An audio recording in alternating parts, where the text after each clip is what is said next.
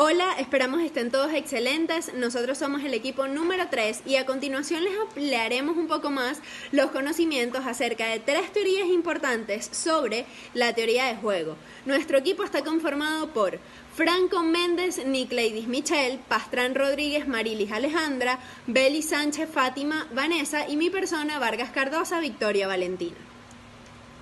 Les estaremos hablando y desarrollando acerca de la introducción a la teoría de juego para N personas, el núcleo de un juego para N personas y el valor de Chapley. Hablando un poco sobre la introducción a la teoría de juego para N personas, es importante concientizar que las empresas y las personas no siempre pueden tomar la decisión óptima. Esto es porque las situaciones en la vida siempre se ven afectadas por otras personas y por otras empresas involucradas dentro del proceso, quienes pueden ser tanto cooperadores o competidores. Cuando hablamos de cooperadores es importante hablar de todas aquellas personas que trabajan, hacen vida o, valga la redundancia, cooperan para las gestiones operacionales dentro o fuera de la empresa. Y los competidores son aquellas empresas, asociaciones, negocios que trabajan ya sea con el mismo servicio o producto y ofrecen una línea competitiva en el mercado.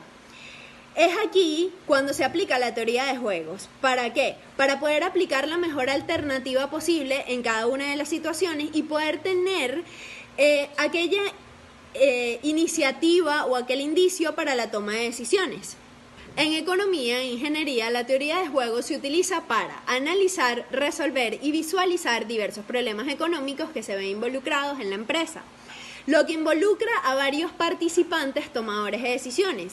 Es aquí cuando hablamos de que todas aquellas decisiones y todos aquellos resultados que se obtengan después de aplicar la teoría de juegos fueron tomados por todos los participantes. Es por esto que esta teoría se habla de que es como un indicio o un reflejo que se les da a todas aquellas personas que trabajan en la gestión de las operaciones para tomar decisiones certeras, eficaces y sobre todo veraces que puedan ayudar a resolver algún problema.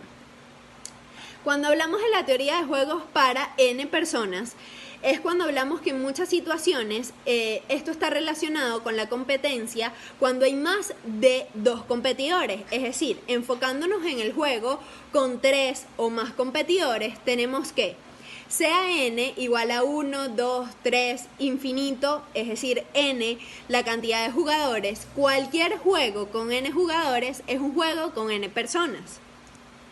Lo que además, por definición teórica, se habla de que para cada subconjunto S, es decir, S es el subconjunto de N, donde N es la cantidad de jugadores. Existe la función característica, como lo podemos visualizar acá.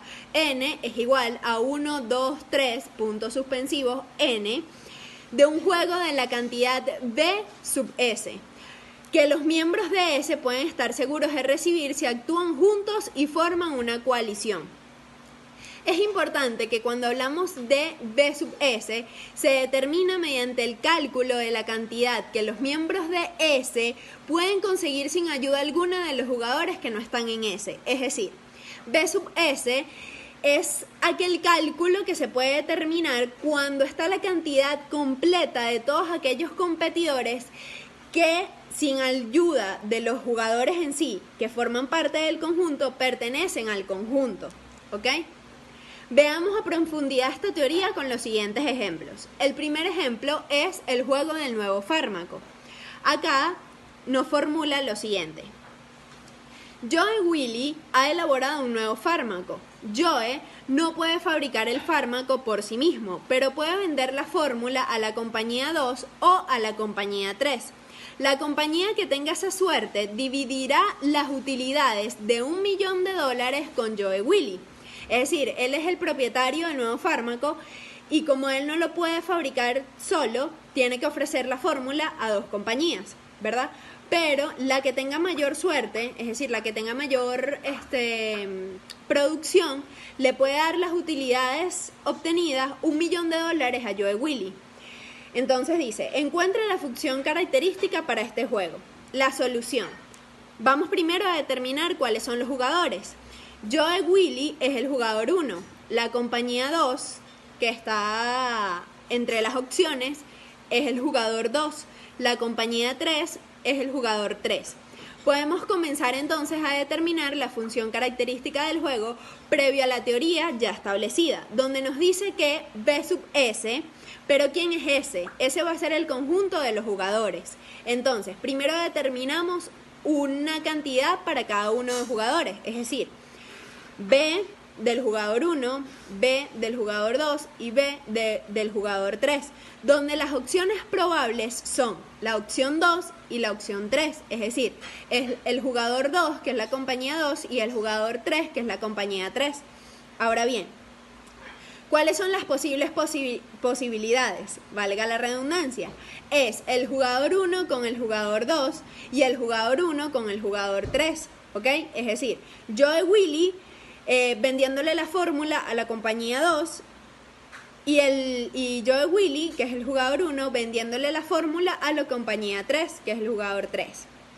Lo que en sí nos logra determinar que la función característica del juego es B de 1, 2, 3, que son todos los jugadores, es igual a $1.000.000, que son las utilidades que se van a dividir para Joe Willy. Y el segundo ejemplo, para afianzar un poco más esta teoría, es el juego de la basura. Dice, cada uno de los dueños de 4 terrenos tiene una bolsa de basura y debe deshacerse de ella dejándola en el terreno de alguien más. Si B bolsas de basura se tiran en la coalición de los dueños de los terrenos, entonces la coalición recibe una recompensa de menos B. Encuentre la función característica.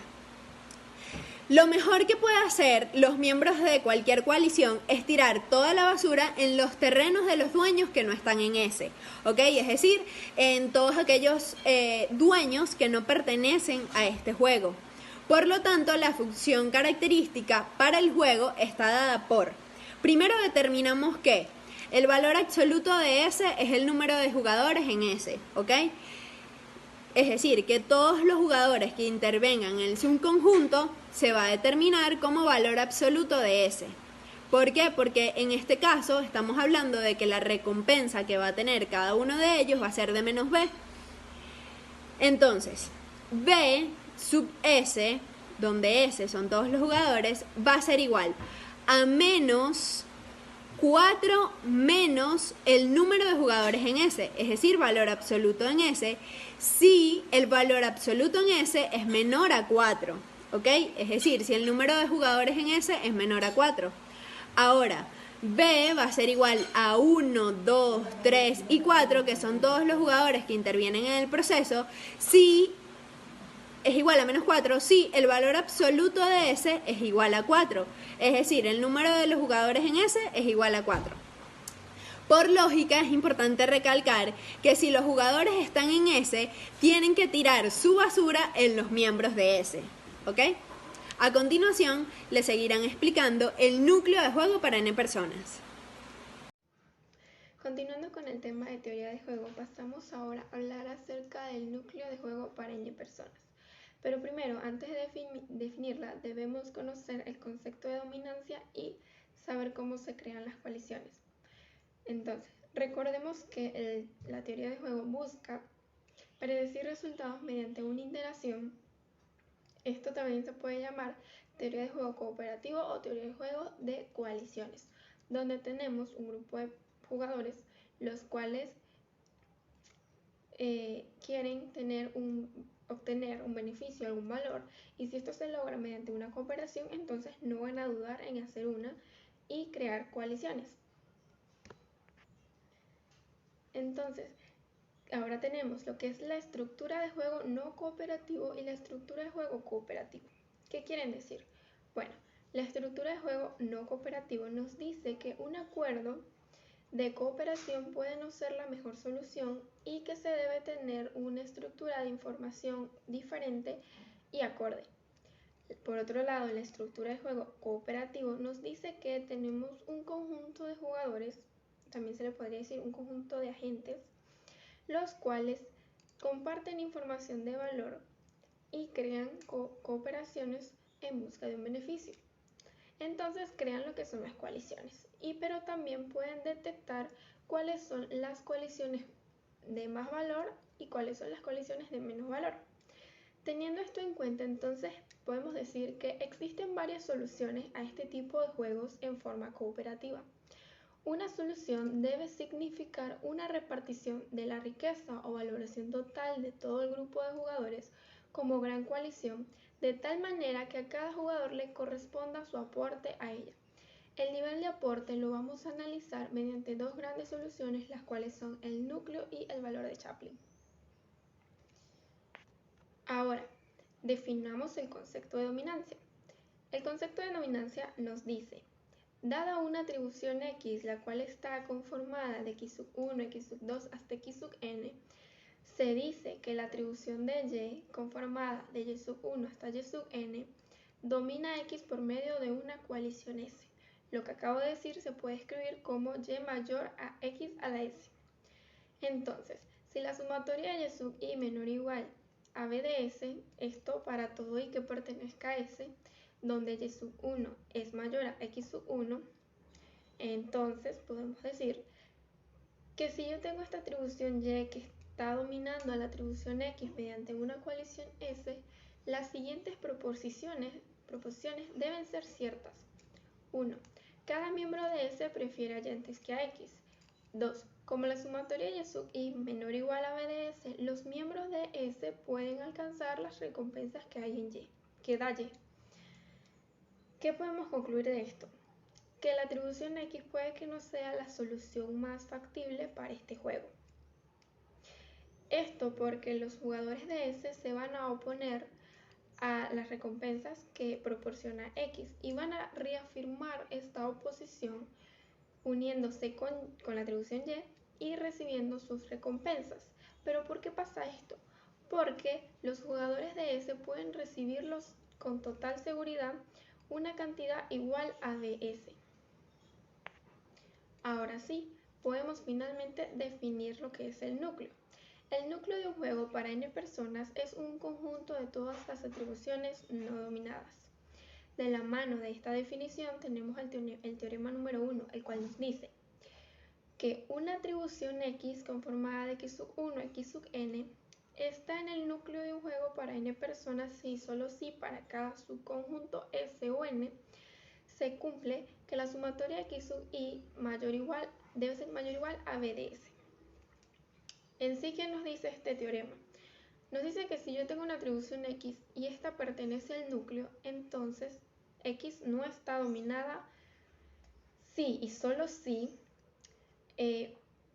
para toda coalición S, el total de las recompensas que reciben los jugadores en S, claro, esto de acuerdo con X, estas recompensas recibidas son por lo menos tan grandes como BDS. Finalmente podemos concluir que el núcleo podría decirse que es una invitación a crear coaliciones. Muy bien, ahora para visualizar y entender mejor el núcleo de un juego, determinaremos el núcleo del juego del nuevo fármaco. Será X igual a X1, X2 y X3 una atribución, la cual representa lo que recibe cada uno de los jugadores, es decir, Joe Willy y las compañías como jugador 1, jugador 2 y jugador 3 respectivamente, por lo que X será una atribución si y solo si se cumple que X1 debe ser igual o mayor que 0, lo mismo para X2 y para X3, estas también deben ser iguales o mayores que 0. Y que la sumatoria de estas tres, es decir, la sumatoria de X1 más X2 más X3, deben ser iguales a $1.000.000. Acá tenemos nuestras cuatro primeras ecuaciones, las cuales tomamos de 1 a 4. Ahora, por el teorema 1, que fue explicado anteriormente, X estará en el núcleo si y solo si se cumple que X1, X2 y X3 satisfacen las ecuaciones anteriores, pero también deben satisfacer las siguientes desigualdades, las cuales serán de 5 a 8, donde las coaliciones de X1 y X2, esta sumatoria, debe ser mayor o igual a $1.000.000, y que la coalición de X1 más X3 también debe ser igual o mayor a $1.000.000. Ahora, lo mismo debe ocurrir para la coalición de X2 y X3, pero esta debe ser mayor o igual a $0. Y por último, la sumatoria de X1 más X2 más X3 debe ser mayor o igual a $1.000.000. Ahora, Para que X esté en el núcleo, se deben satisfacer la ecuación resultante, la cual viene de la sumatoria de las ecuaciones de 5 a 7, donde obtenemos que x1 más x2 más x3 es igual o mayor a $1.000.000. Por medio de ese sistema de ecuaciones podemos determinar que x1 será igual a $1.000.000, x2 será igual a $0 y x3 será igual a $0, por lo que tenemos que la atribución es $1.000.000 para x1, $0 para x2 y $0 para x3. Por lo tanto, ese será el núcleo de este juego, destacándose la importancia del jugador 1.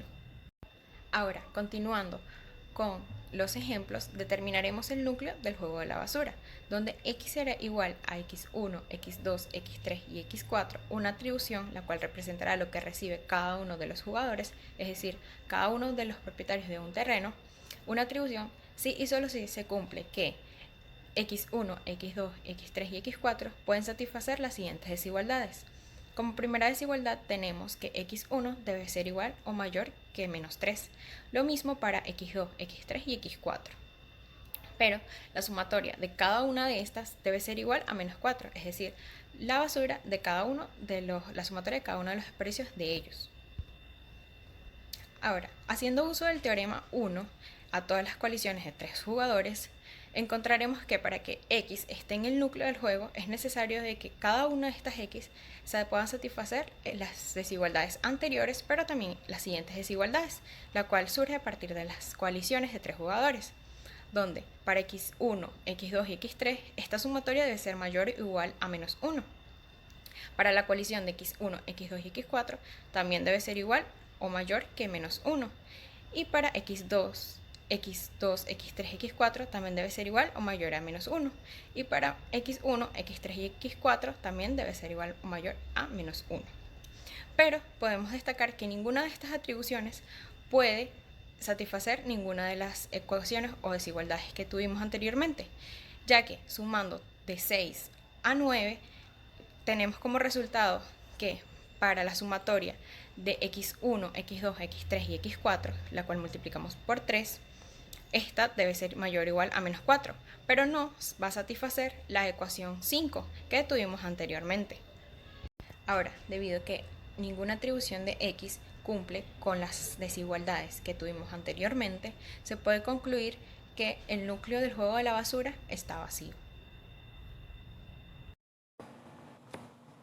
Buenas, mi nombre es Niclady Franco y continuando con el desarrollo del contenido, ahora se trata de analizar una opción del concepto de solución para los juegos con n personas, es decir, el valor de Shapley.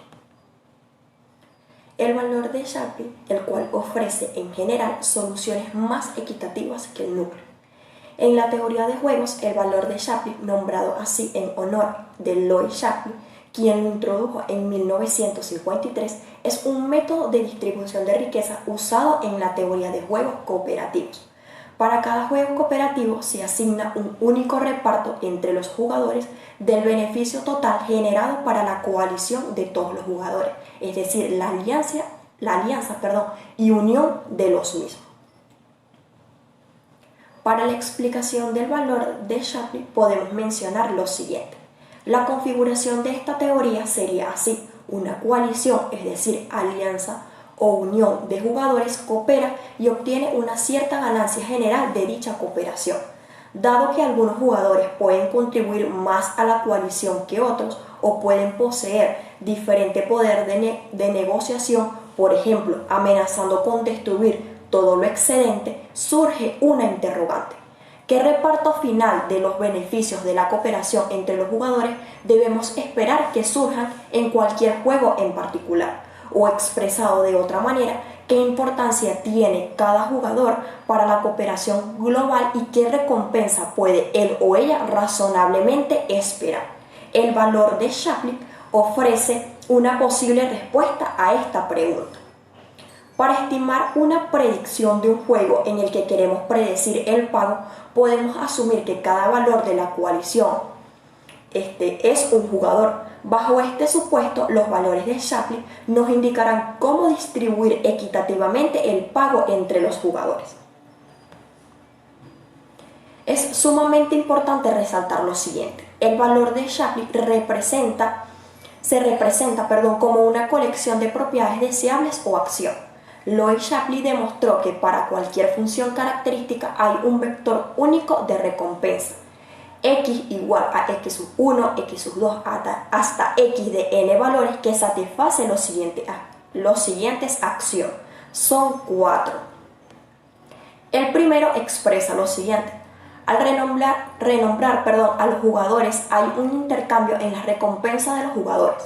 Suponga que el valor de Shapley para un jugador de 3 personas es x igual a 10, 15, 20. Si intercambiamos los papeles de los jugadores 1 y 3, por ejemplo, si originalmente la función característica de 1 es igual a 15 y la función característica del valor 3 es igual a 10, entonces el valor de Shapley para el nuevo juego sería x igual a 20, 15 y 10, es decir que puede haber la reestructuración de dichos valores. Para el axioma número 2 se tiene lo siguiente, la sumatoria de i igual a 1 hasta i igual a n de x sub i, que es igual a la función característica de n. Esto es simplemente racionalidad de grupo. Para el axioma número 3 tenemos lo siguiente.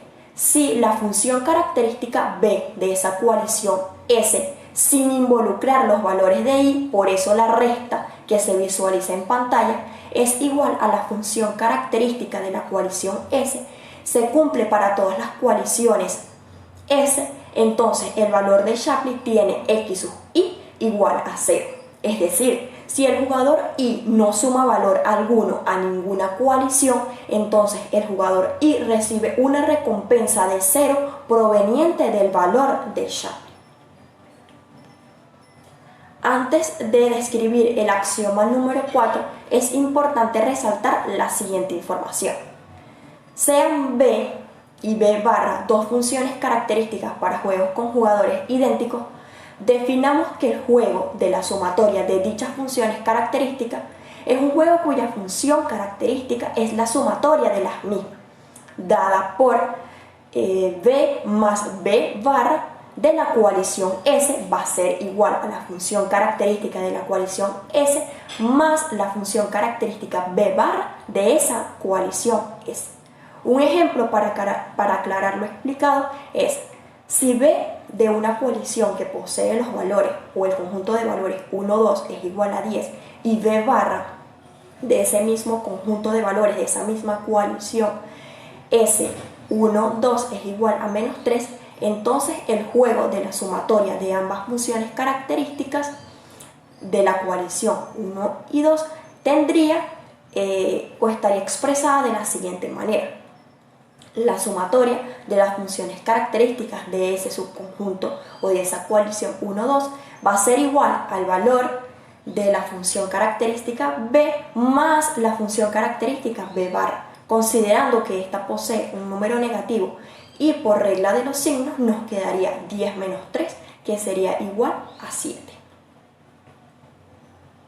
A partir de ello sí podemos definir lo que es el axioma número 4, que dice así: sea x el vector del valor de Shapley para el juego v y sea y el vector del valor de Shapley para el juego v barra, entonces el vector del valor de Shapley para el juego de la suma de ambas funciones características, es decir, de b más b barra, es el vector x más y.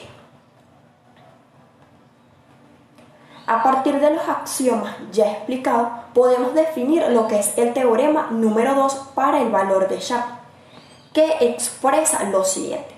Dado cualquier juego para n personas con la función característica b, hay un vector único de recompensas x igual a x sub 1, x sub 2 hasta x de n valores que cumple con los axiomas del 1 al 4 ya explicados. Y la recompensa del enésimo jugador x sub i se obtiene a partir de la siguiente fórmula. X sub I va a ser igual a la sumatoria que considera todas las coaliciones S para la cual I no está en esa coalición, de P sub n de esa coalición S, es decir, una función que multiplica a la función característica de la coalición S, que toma o que está en unión de esos valores de I, menos la función característica, pero sin considerar los valores de I, donde el P sub n de S, es decir, el P sub n de la coalición S, es igual a S factorial multiplicado por n menos esa coalición menos 1 factorial sobre n factorial, donde esa S que se encuentra entre barras es el número de jugadores en S, y para n mayor o igual a 1, ese n factorial va a ser igual a n que multiplica a n menos 1, así sucesivamente hasta que se llega a 2 por 1 y el 0 factorial, recordando que 0 factorial es igual a 1. Es preciso resaltar lo siguiente: aunque la fórmula que hemos determinado como 1 parece compleja, la ecuación tiene una interpretación sencilla. Suponga que los jugadores 1, 2, 3 y así sucesivamente hasta n valores llegan en orden aleatorio, entonces cualquiera de las n factorial permutaciones de 1, 2 hasta n valores tiene como característica 1 sobre n factorial probabilidades de estar en el orden en el cual los jugadores llegan. Otro aspecto que también es preciso resaltar, y es que P sub n de la coalición S, mostrado en la fórmula número 2, es la probabilidad de que cuando el jugador I llegue estarán presentes los jugadores del subconjunto S.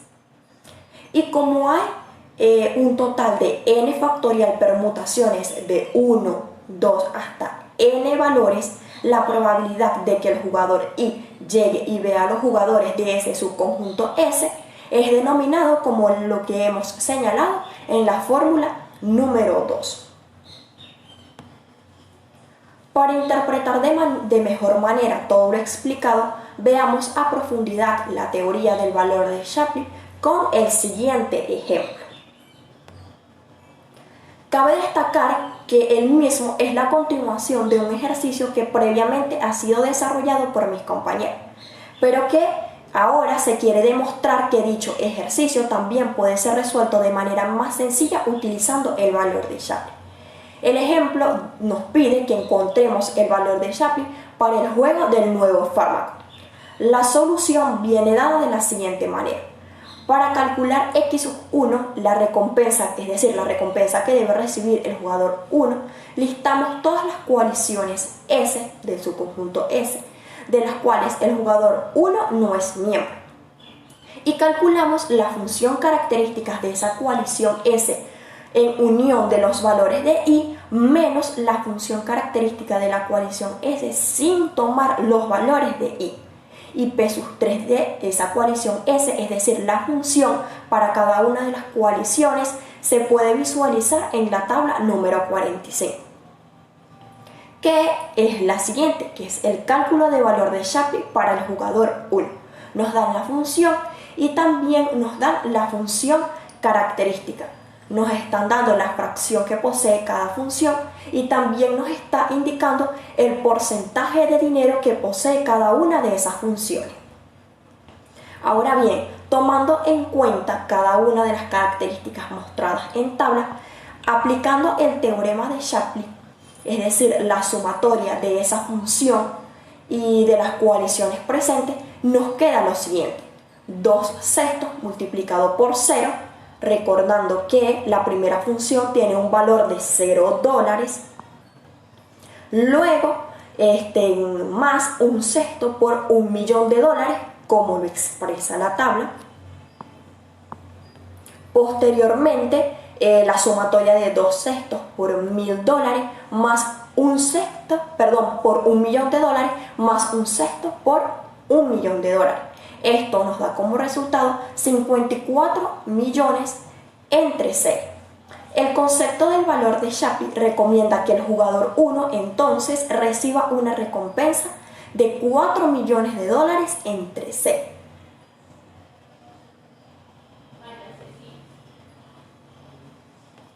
Ahora bien, con el objeto de calcular el valor de Shapley para el jugador 2, se requiere la información de la tabla 46.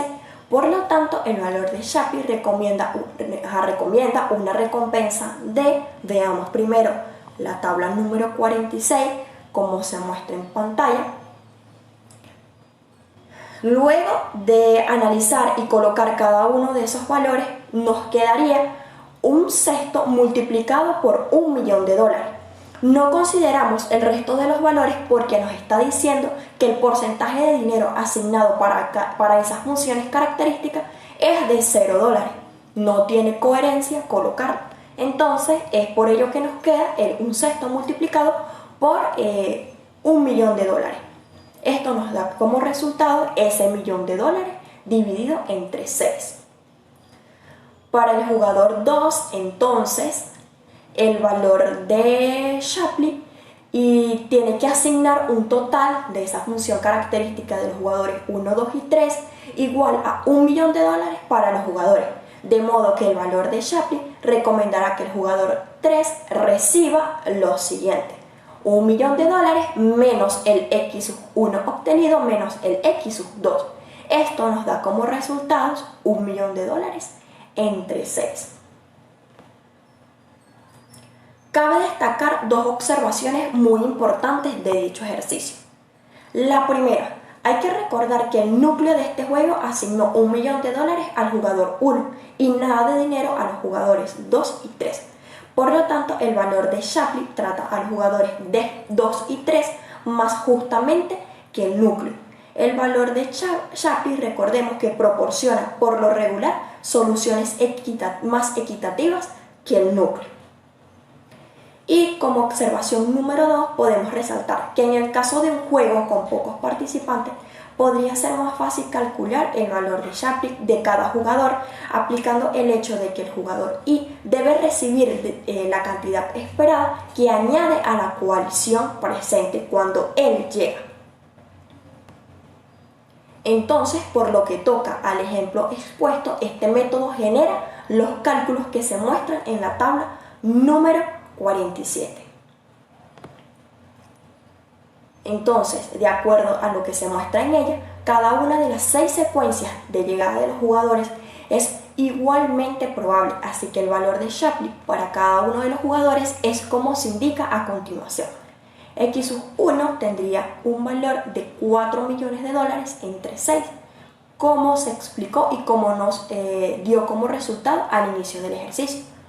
Para X2 tendría un valor de 1 millón de dólares entre 6 y de igual manera para X3. Y con esto se culminaría el ejercicio. Concluyendo de acuerdo a lo explicado anteriormente y todo el contenido desarrollado por mis compañeras, hay 3 aspectos que podemos resaltar como importantes para todo el contenido. Lo primero, la teoría de juegos describe las situaciones envueltas en conflictos en los cuales el beneficio es afectado por las acciones y contrarreacciones de todos aquellos oponentes inteligentes. Con respecto a la teoría de juegos, para el núcleo de n personas, es preciso resaltar que este núcleo es el conjunto de asignaciones factibles, que es un subconjunto, es decir, una coalición de agentes que la economía no puede mejorar. Y con respecto al valor de Shapley, este busca establecer una serie de pagos entre los jugadores de manera tal que se cumpla 1. Eficiencia, 2. Simetría, 3. Jugador pasivo y por último aditividad, generando como resultado una única asignación de recursos entre los jugadores. Con esto culminamos el contenido. Muchas gracias.